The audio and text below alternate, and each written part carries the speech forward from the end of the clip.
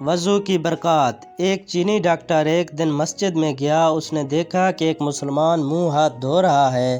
وہ مسلمان کے پاس گیا اور پوچھا کہ جس طریقے سے آپ منہ ہاتھ دھو رہے تھے یہ طریقہ آپ کو کس نے سکھایا ہے؟ مسلمان نے جواب دیا، ہم اس طرح منہ ہاتھ دھونے کو وضو کہتے ہیں اور یہ طریقہ ہمارے نبی صلی اللہ علیہ وسلم نے ہم کو سکھایا ہے۔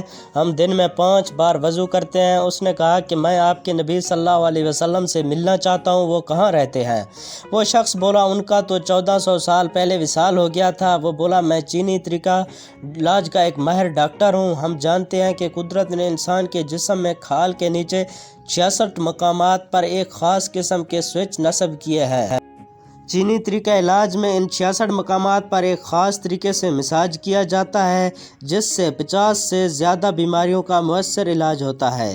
میں نے دیکھا کہ آپ جس طریقے سے وضو کر رہے تھے اس میں آپ نے وضو کے دوران جسم کی ایسی 62 جگہوں پر ہاتھوں سے مساج کیا جہاں قدرت نے سوئچ نصب کر رکھے ہیں، اور دن میں 5 دفعہ وضو کرنے کی وجہ سے آپ کی بہت سی بیماریاں خود بخود غیر محسوس طور پر آپ کے جسم سے رفع ہوتی رہتی ہیں جس کا آپ کو احساس بھی نہیں ہوتا۔